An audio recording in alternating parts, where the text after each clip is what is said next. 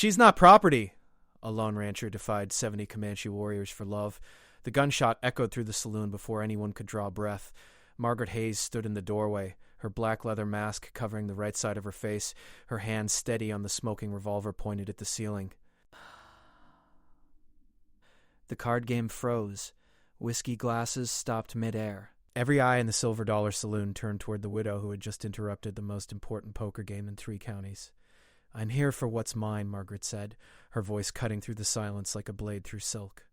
Jake Morrison, the man who had swindled her late husband out of their ranch 6 months ago, slowly set down his cards.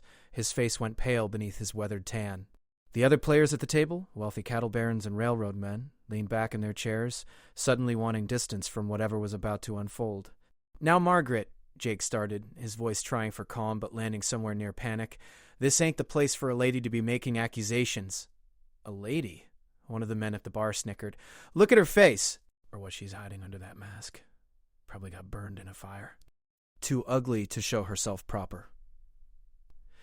Margaret's jaw tightened, but she didn't take her eyes off Jake. "I said I'm here for what's mine. The deed to the Hayes Ranch. The one you stole from my husband before you had him killed." The accusation hung in the air like smoke. Jake's hand moved slowly toward his gun belt, but Margaret's revolver dropped from the ceiling to point directly at his chest before his fingers touched leather. She had been the fastest draw in Kansas before she married. Some skills once learned never left. "I wouldn't," she said softly. "I've got 6 bullets and only 1 target that matters, but I'm happy to go through anyone who gets in my way." The barkeep, an old man named Henry who had known Margaret since she was a girl, slowly ducked behind the counter. Smart man. The railroad baron at Jake's left, a portly man in an expensive suit, pushed his chair back and stood up with his hands raised. "I want no part of this," he said quickly, walking toward the door. "Nobody leaves," Margaret commanded, and the authority in her voice stopped him cold. "You're all witnesses to what's about to happen. When I walk out of here with that deed, I want every man in this room to know they saw justice done." Jake's eyes darted to his 3 hired guns standing at the bar. They were already moving, spreading out to get better angles on Margaret. She saw them in her peripheral vision, but didn't flinch. This was the moment she'd been planning for 6 months, every night since they buried her husband in the cold ground. Every morning she woke up alone in the boarding house, driven from her own home by Jake's threats and his hired killers. "Your husband lost that ranch fair and square in a card game," Jake said, finding his courage now that his men were positioning themselves. "Ain't my fault he couldn't hold his liquor or his cards. My husband didn't drink," Margaret replied, "and we both know that game was rigged. What I want to know is whether you'll die a coward or finally tell the truth." The tension in the room pulled tighter than a hangman's noose. One of Jake's men, a scarred brute named Cody, put his hand on his gun. Margaret's eyes flicked to him for just a fraction of a second. "Go ahead," she said to Cody. "Draw. But know this, I'll put a bullet in Jake before your gun clears leather. Then we'll see how loyal you are to a dead man's money." Cody hesitated. That hesitation told Margaret everything she needed to know. These men were hired help, not brothers in arms. They worked for money, not loyalty. And dead men didn't pay wages. "Here's what's going to happen," Margaret continued, her voice steady despite her racing heart. "Jake is going to reach into his coat pocket very slowly and pull out the deed to my ranch." He's going to place it on the table. "Then he's going to tell everyone in this room exactly how he cheated my husband and had him murdered on the road from town." "You're insane," Jake spat. "You think you could just walk in here and accuse me of murder? You think anyone will believe a woman who hides her face in shame?" "I don't hide my face in shame," Margaret said quietly, and something in her voice made the room go even more still. "I hide it to protect people from the truth of what men like you are capable of." Her free hand moved to the edge of the mask. Every person in the saloon held their breath. For 6 months, speculation had run wild through the town. Some said she was burned, others said she was scarred by disease. A few whispered she was disfigured by an animal attack. Margaret pulled the mask away from her face. The room erupted in gasps and curses, but not for the reasons they had expected. Part 2, Margaret's face was perfectly smooth, unmarked, beautiful even in the harsh lamplight of the saloon. There was no scar, no burn, no disfigurement of any kind. The skin was perhaps a shade paler than the left side, having been protected from the sun for 6 months, but otherwise it was flawless. The crowd's confusion rippled through the room like wind through wheat. "I don't understand," the railroad baron muttered, speaking what everyone was thinking. Margaret smiled, but There was no warmth in it. You see, gentlemen, my husband didn't just lose our ranch in a card game. He lost his life defending something far more valuable than land. She reached into her coat and pulled out a folded piece of paper, tossing it onto the poker table. That's the original deed to the Hayes Ranch. The real one. What Jake has is a forgery. Jake's face went from pale to red. That's a lie. My deed is filed proper with the county clerk. Your deed is filed with county clerk Martin Walsh, Margaret agreed. Who happens to be your cousin? How convenient that he accepted your filing without question, even though my husband's body wasn't cold yet and I never signed away my rights as his widow. The men in the saloon began murmuring. Some were starting to understand that they were witnessing something far more complex than a simple dispute over property. Henry, the barkeep, slowly rose from behind the counter, his old eyes sharp with interest. But that don't explain the mask, Cody said from the bar, his hand still hovering near his gun. Why wear it if there's nothing wrong with your face? Margaret's eyes hardened, because my husband wasn't just a rancher. He was a federal marshal working undercover. He had infiltrated a counterfeiting ring operating out of this territory. The night before he died, he gave me something that would destroy some very powerful men. She paused, letting that sink in. And I've been wearing this mask ever since because I wanted those men to think I was hiding in shame and fear. I wanted them to underestimate me while I built my case. Jake was on his feet now, his chair clattering backward. She's making this up. She's desperate and she's lying. Am I? Margaret reached into her coat again, this time pulling out a thick envelope. She tossed it to Henry. Open it, show them. Henry's weathered hands fumbled with the envelope. He pulled out a stack of photographs. His eyes went wide. He held up the first one so the room could see. It showed Jake Morrison standing with 3 other men in front of a printing press. The next photo showed the same press producing what were clearly counterfeit bills. The third showed County Clerk Walsh accepting a stack of money from Jake. My husband took those photographs 2 days before he died, Margaret said. He was going to turn them over to his superior in Denver. But Jake found out. He arranged that card game, drugged my husband's drink to make him seem drunk and foolish, then had him killed on his way home. The saloon exploded into chaos. Men shouted questions. Jake's hired guns looked at their boss with new suspicion. Working for a cheat was one thing, but being connected to counterfeiting was a federal offense with a hanging sentence. The railroad baron backed further toward the door, clearly wanting no association with any of this.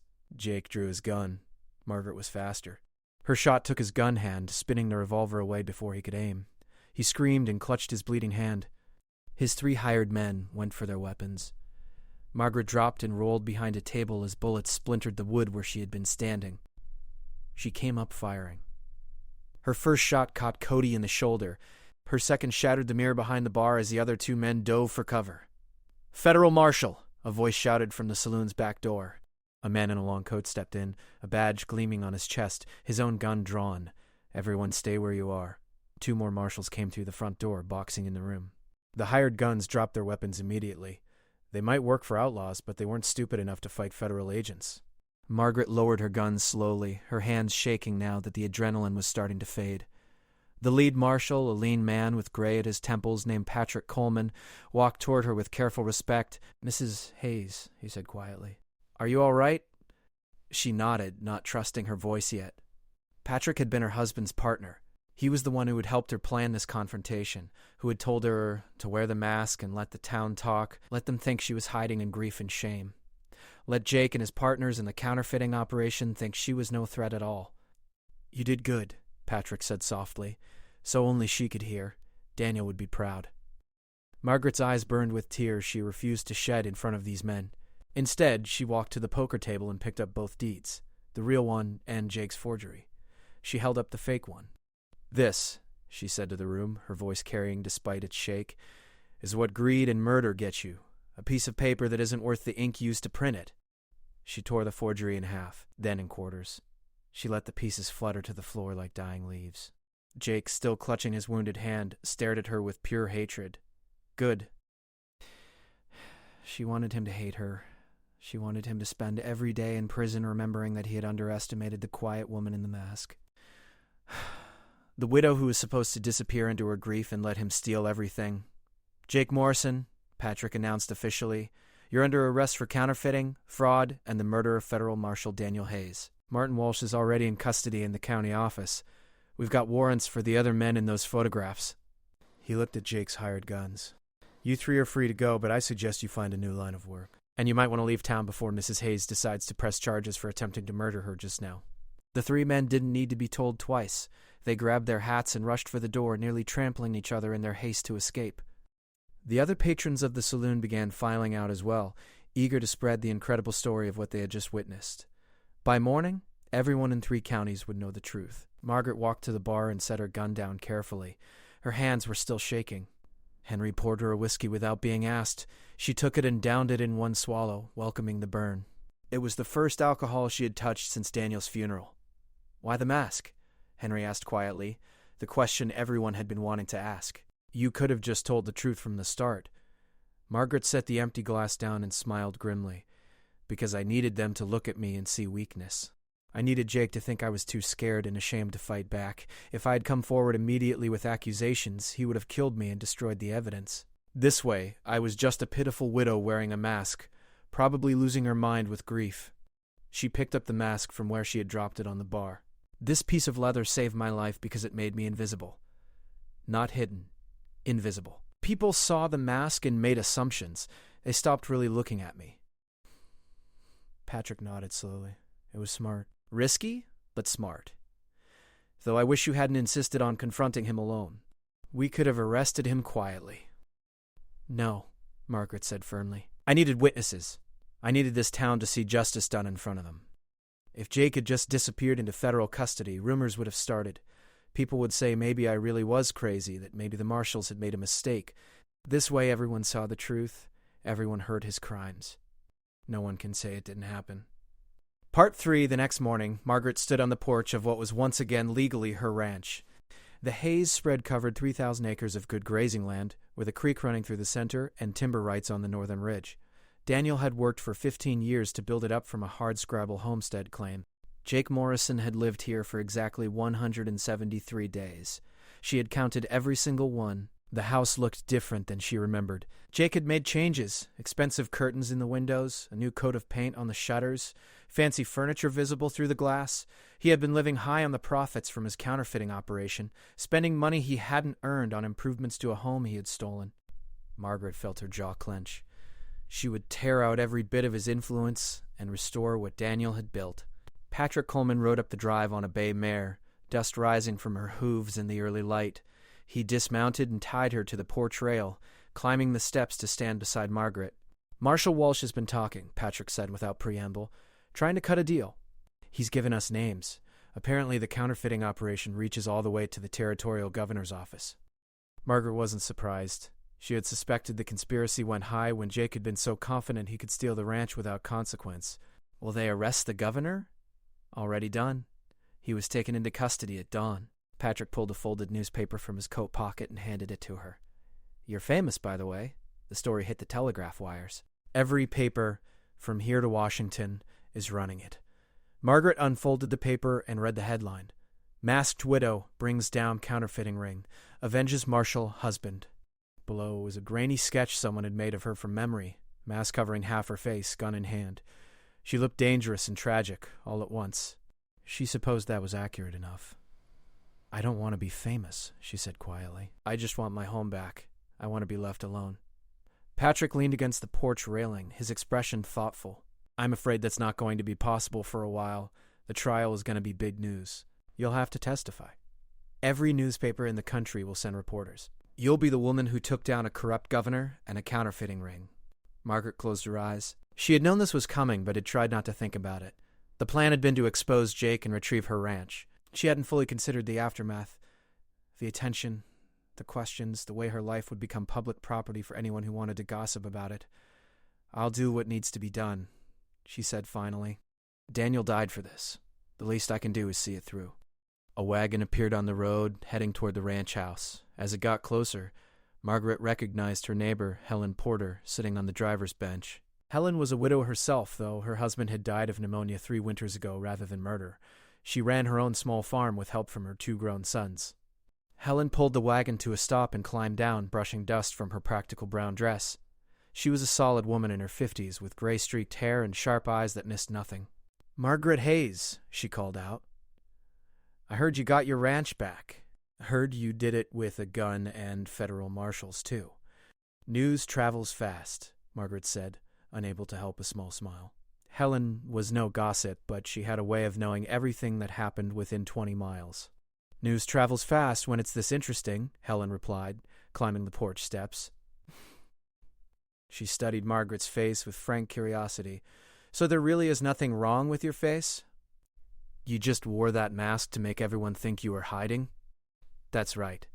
Helen laughed, a deep belly laugh that made Patrick smile despite himself.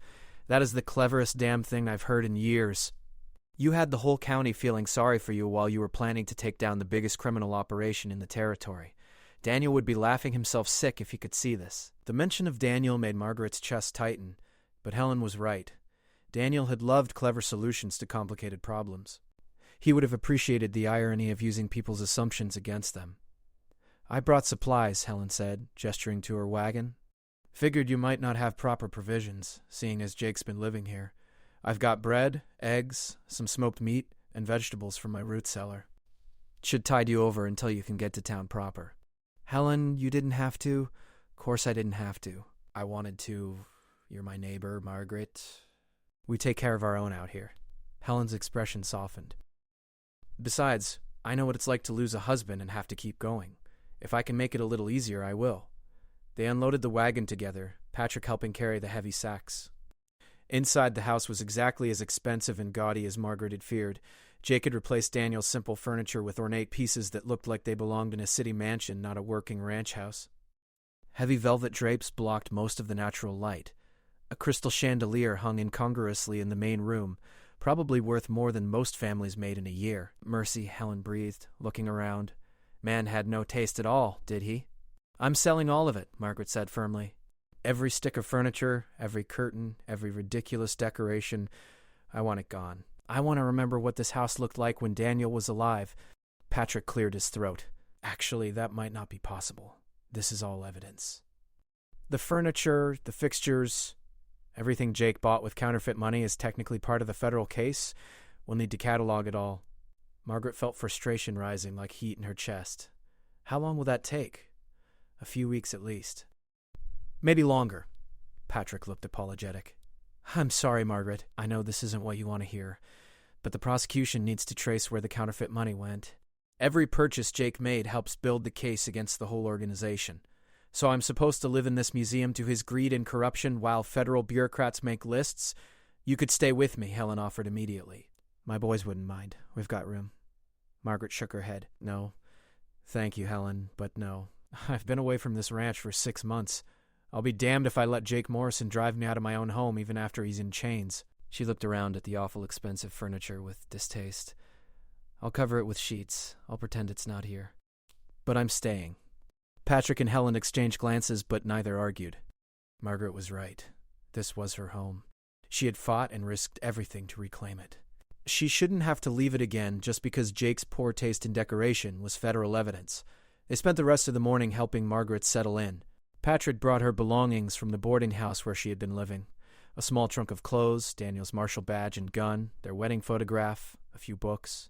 Helen helped her find the linen closet, and they covered the most offensive pieces of furniture with white sheets. It looked like a house of ghosts, but at least Margaret didn't have to look at Jake's choices anymore. By noon, Patrick had to leave to deal with the aftermath of the arrests.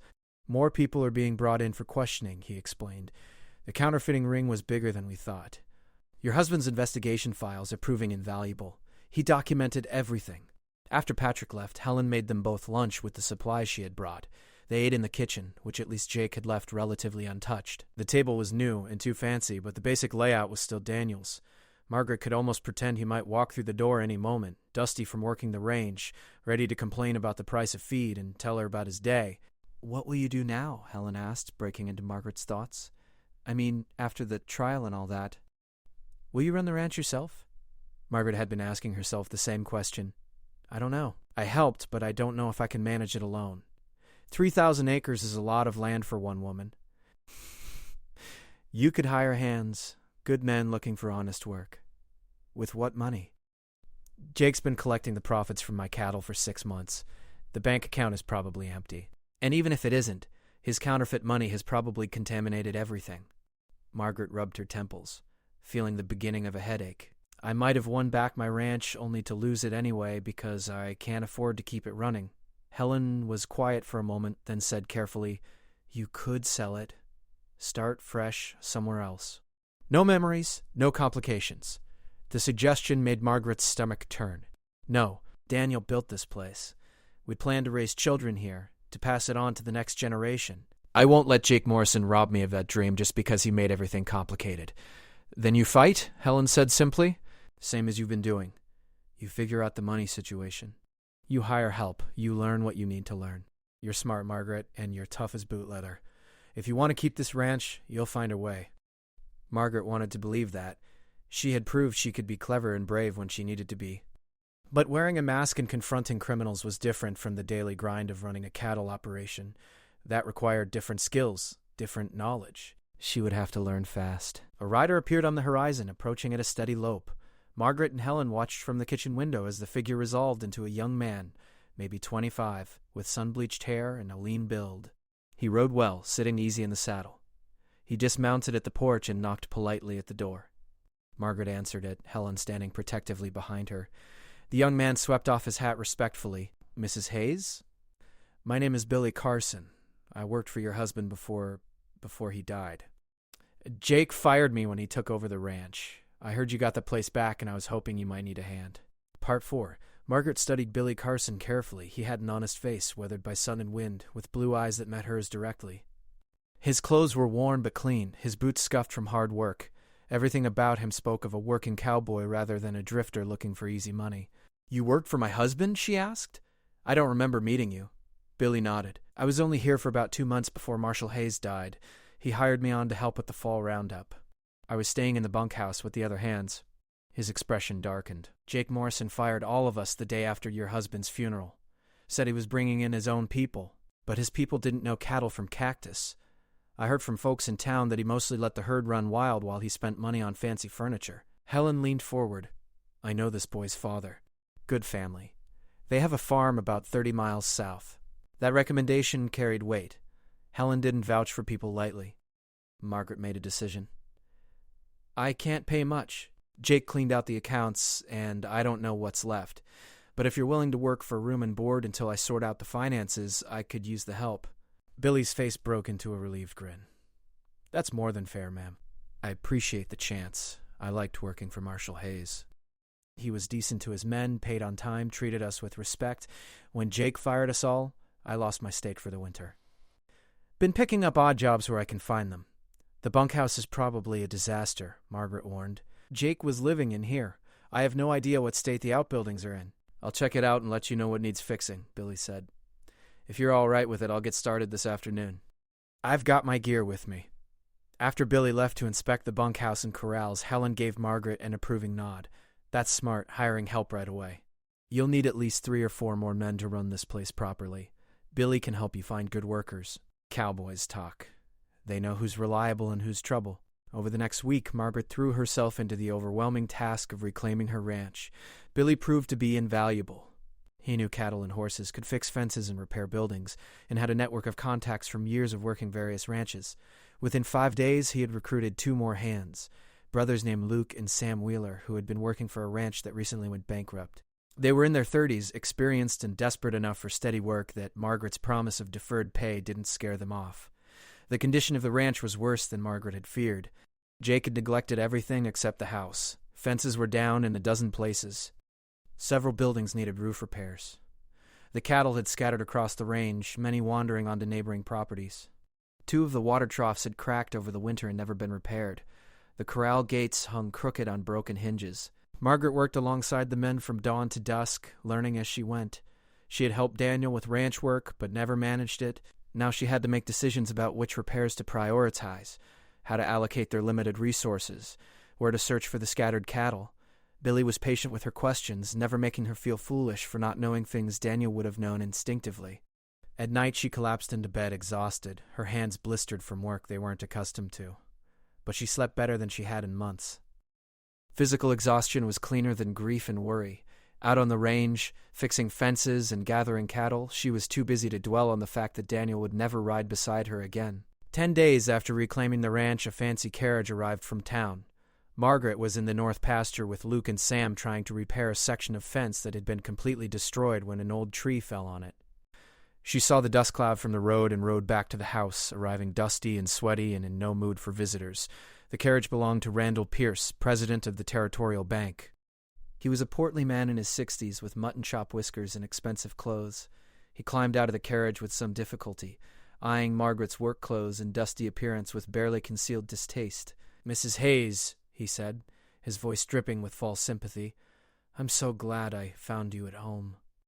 "We need to discuss your financial situation." Margaret's stomach sank. She had been dreading this conversation. "Come inside, Mr. Binson." "Pierce, can I offer you water?" "I'm afraid that's all I have at the moment." They sat in the parlor, surrounded by sheet-covered furniture. Pierce pulled out a leather folder and opened it with the air of a man delivering bad news he secretly enjoyed. "I'm afraid the situation is quite serious. Your accounts have been frozen by federal order while they trace the counterfeit money. Additionally, Mr. Morrison took out several loans against the property during his tenure here. Those loans are now your responsibility as the legal owner." "What kind of loans?" Margaret demanded. Pierce consulted his papers. "Equipment purchases, building supplies, livestock. He borrowed quite extensively. The total comes to just over $8,000. Margaret felt like she had been kicked by a horse. $8,000 was a fortune. It was more than the ranch could earn in 2 good years. "Jake Morrison took out loans using my property as collateral without my permission. How is that legal?" "He had a deed filed with the county clerk," Pierce said smoothly. "As far as the bank was concerned, he was the legitimate owner. We acted in good faith. Your bank loaned money to a counterfeiter using a forged deed," Margaret said flatly. "That's not good faith. That's negligence." Pierce's face reddened. "Be that as it may, the debt exists. The bank will need to see regular payments or we'll be forced to foreclose." "Foreclose? I just got this ranch back after 6 months of fighting for it. You're not taking it away because Jake Morrison defrauded your bank as well as me." "I sympathize with your position, Mrs. Hayes, truly. But business is business. The bank has investors and shareholders to consider. We can't simply write off $8,000 because of your unfortunate circumstances." He closed his folder with an air of finality. "You have 60 days to begin making payments. If you default, we will have no choice but to seize the property to recover our losses." After Pierce left, Margaret sat in the silent parlor for a long time, trying to figure out how she could possibly save her ranch. $8,000 might as well be $8 million. Even if she sold every head of cattle, every horse, every acre of timber, she probably couldn't raise that much. And if she sold everything, what would be the point of keeping the ranch? Billy found her there an hour later, sitting in the dim room with her head in her hands. "Mrs. Hayes, we saw the banker leave. Is everything all right?" Margaret looked up at him, and for the first time since the night in the saloon, she felt truly defeated. "No, Billy, everything is not all right. Jake Morrison took out loans against this property. The bank wants $8,000. I have 60 days, or they're going to take the ranch." Billy whistled low. "That's bad." "Real bad." He sat down across from her, his hat in his hands. "But you didn't give up when Jake stole your ranch the first time. You wore a mask for 6 months and built a case against him. You're not the giving up kind, ma'am. This is different. I can't trick a bank balance into appearing. I can't investigate my way into $8,000. Maybe not.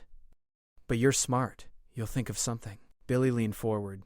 "The boys and I, we've been talking. We know you can't pay us yet. We know things are tight. But we believe in this place. We believe in you. We're not going anywhere. Whatever comes, we're with you." His loyalty made Margaret's eyes sting with unexpected tears. These men barely knew her, had no reason to tie themselves to a sinking ship, yet they were standing with her anyway. It reminded her why Daniel had loved this life. Not just the land and the work, but the people who shared it. The unspoken code of the West that said you stood by the people who stood by you. "Thank you, Billy," she said quietly. "That means more than you know." That night, Margaret lay awake thinking about options. She could try to fight the bank in court, argue that the loans were fraudulent because Jake never had legitimate ownership, but legal battles took time and money she didn't have. She could try to find investors, but who would invest in a ranch that was already drowning in debt? She could sell off pieces of the land, but that would reduce the ranch's value and productivity, making it even harder to survive long term. An idea began forming in her mind, A dangerous, potentially brilliant idea. She sat up in bed, her heart racing. It was risky. It might fail spectacularly. But it was the only play she had left. The next morning, she rode into town and went straight to the newspaper office. The editor, a sharp-eyed woman named Catherine Mills, looked up from her desk with immediate interest. Margaret Hayes walking into a newspaper office was news all by itself. "Mrs. Hayes," Catherine said, setting down her pen, "what can I do for you?" "I want to give you an exclusive interview," Margaret said. "The whole story. Everything that happened with Jake Morrison, the counterfeiting ring, my husband's undercover work." "All of it?" Catherine's eyes gleamed. "I'd be delighted." "But may I ask why now? The other papers have been begging you for interviews." Margaret smiled grimly. "Because I'm about to do something that will either save my ranch or destroy me completely. And I want people to know the truth before it happens." Part 5. The interview with Catherine Mills ran in the newspaper 3 days later, taking up the entire front page and spilling onto 2 more inside pages. Margaret held nothing back. She told the story of Daniel's undercover work, the counterfeiting ring, Jake's murder plot. She described wearing the mask and enduring the town's pity and mockery while she built her case. She detailed the confrontation in the saloon, the arrests, the recovery of her ranch, and then, in the final section of the interview, she dropped her bombshell. She revealed the loans Jake had taken out, the bank's threat to foreclose, and the impossible deadline she faced. She spoke directly to readers across the territory and beyond. "My husband died protecting people from counterfeiters who would have flooded this territory with worthless money. Now the same criminal's final act of fraud threatens to steal everything he built. I'm asking for help, not charity investment. I'm offering shares in the Hayes Ranch to anyone willing to invest. You'll own a piece of a working cattle operation and share in the profits when we rebuild." It was an unprecedented move. Ranches weren't corporations. They were family operations passed down through generations. The idea of selling shares to strangers was radical, possibly foolish. But Margaret was betting on something bigger than financial opportunity. She was betting on the power of a good story. People loved underdogs. They loved justice. And right now, she was both. The response was immediate and overwhelming. Letters began arriving within 2 days, some by regular mail, others by urgent courier. People from across the territory wanted to invest. Some sent $5, others $100. A railroad baron who had been in the saloon the night of the confrontation sent a check for $2,000 with a note that said simply, "For justice." But the biggest response came from somewhere unexpected. 3 weeks after the interview published, a delegation of women arrived at the ranch. 15 women from towns across the territory, representing what they called the Territorial Women's Property Rights Association. Their leader was a formidable woman named Claire Bennett, who owned a successful mercantile in the territorial capital. "Mrs. Hayes," Claire said as they gathered in Margaret's parlor, "your story has become a symbol. Women across the territory are watching to see if you succeed or fail. We're tired of watching widows and wives lose everything because banks and courts treat us as lesser creatures. We're pooling our resources to ensure you succeed." Claire handed Margaret a bank draft for $5,000. Margaret stared at it, unable to believe what she was seeing. "I can't accept this. It's too much." "You can and you will," Claire said firmly. "This isn't charity, it's investment. We're buying shares in your ranch, and more than that, we're investing in the idea that a woman can run a successful operation on her own terms. When you succeed, and you will succeed, it proves something important to everyone who thinks women should stick to sewing and children." The money from the Women's Property Rights Association, combined with the smaller investments from across the territory, totaled more than $9,000. Margaret paid off the bank loans with enough left over to hire more hands, buy supplies for the winter, and even start rebuilding the ranch's cash reserves. Randall Pierce's face when she walked into his bank with the full payment was something Margaret would treasure forever. He had expected her to fail, expected to foreclose on the ranch and probably sell it to one of his banker friends for a profit. Instead, she paid him every penny owed, in cash, with witnesses present to document the transaction. "The debt is satisfied," she said coldly. "And Mr. Pierce? If you ever try to foreclose on my property again without legal cause, I will make sure every newspaper in the territory knows how your bank enabled a counterfeiter and then tried to profit from his crimes." Pierce said nothing, just stamped her receipt with shaking hands and sent her on her way. As Margaret walked out of the bank into the bright sunshine, she felt truly free for the first time since Daniel's death. The ranch was hers, legally and financially. No one could take it away. Over the next months, Margaret proved Claire Bennett's faith in her was justified. With Billy Carson as her foreman and a crew of 6 good hands, she brought the Hayes Ranch back to full operation. They gathered the scattered cattle, repaired all the buildings, fixed every fence. Margaret learned ranch management the hard way, through mistakes and hard work and endless questions, but she learned. The trial of Jake Morrison and the other members of the counterfeiting ring became a territorial sensation. Margaret testified for 3 full days, her testimony steady and devastating. The photographs Daniel had taken, the documents he had collected, and Margaret's own evidence from the confrontation in the saloon combined to build an unassailable case. Jake Morrison was sentenced to 15 years in federal prison. County Clerk Martin Walsh got 10 years. The corrupt territorial governor received 20 years, the harshest sentence of all. Margaret attended every day of the trial, sitting in the front row where Jake would have to look at her. She wanted him to see what he had failed to destroy. She wanted him to know that his schemes and violence and fraud had not broken her. On the final day, when the judge read Jake's sentence, Margaret stood and walked out of the courtroom without a backward glance. That chapter of her life was closed. 1 year after reclaiming her ranch, Margaret stood on the same porch where this had all begun and surveyed her property. The cattle were fat and healthy. The buildings were in good repair. The bank accounts were slowly growing.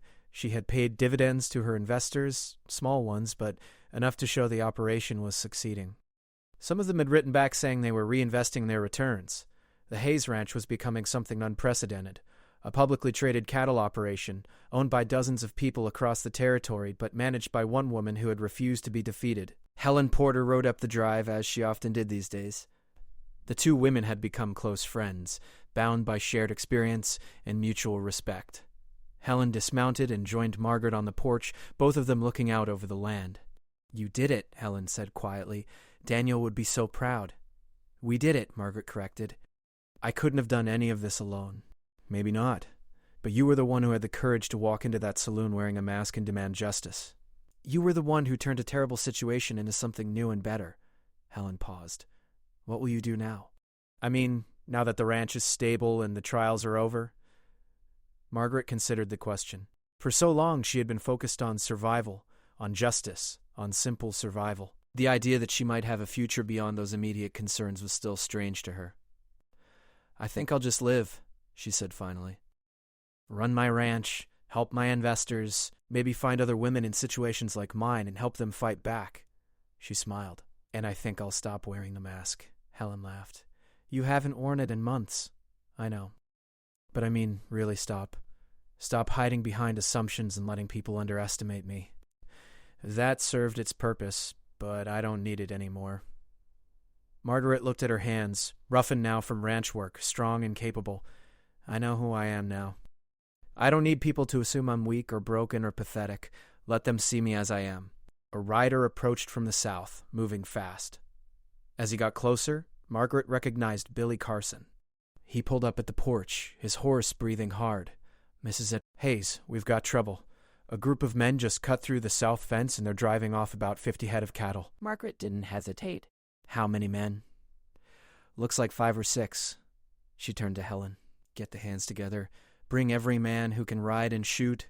Billy with me." She ran inside and grabbed her gun belt, the same one she had worn the night she confronted Jake. The revolver settled into her hand with familiar weight. They rode hard toward the south range, Helen following with Luke, Sam, and 3 other hands. Margaret could see the rustlers in the distance, driving her cattle toward the property line. She counted 6 men, all armed, clearly thinking they could steal from the widow Hayes without consequence. They were wrong. Margaret rode ahead of her crew, pulling up in front of the stolen cattle and blocking the rustlers' path. The 6 men reined in, surprised to see her there so quickly. Their leader, a scarred man with a cruel face, laughed when he saw her. "Well, boys, looks like the widow wants to play hero. Get out of the way, lady, before you get hurt." Margaret's hand rested on her gun. Behind her, her crew spread out, forming a line. They were outnumbered, but they had position and purpose. "Those are my cattle. Turn them back or face the consequences." "Consequences?" The leader spat tobacco juice on the ground. "You gonna give us consequences?" "You're just a woman playing at running a ranch. Everyone knows you're in over your head." "Everyone was wrong," Margaret said calmly. "Just like you're wrong right now. This is your one chance. Leave the cattle and ride away." "Do it now." The rustler leader made his choice. His hand went for his gun. Margaret drew faster, just as she had against Jake Morrison. Ker's shot caught him in the shoulder before he could clear leather. The other rustlers went for their weapons. Margaret's crew opened fire. It was over in seconds. 2 rustlers wounded, the rest throwing down their guns and raising their hands in surrender. "Billy, tie them up and ride for the marshal," Margaret ordered. "Helen, help me get the cattle back where they belong." Later that night, after the rustlers had been hauled away and the cattle returned to the south pasture, Margaret sat on her porch with a cup of coffee and watched the stars come out. She thought about Daniel, about everything he had taught her, about the life they had planned together that would never be. She thought about the mask she had worn, the symbol of weakness that had become her greatest strength. She thought about the woman she had been a year ago and the woman she was now. She was done hiding, done pretending, done letting anyone underestimate her. She was Margaret Hayes, owner and operator of the Hayes Ranch, the woman who brought down a counterfeiting ring and created a new model for women in business. She was a widow, but she was not broken. She was alone, but she was not weak. She was exactly who she needed to be, and that, finally, was enough.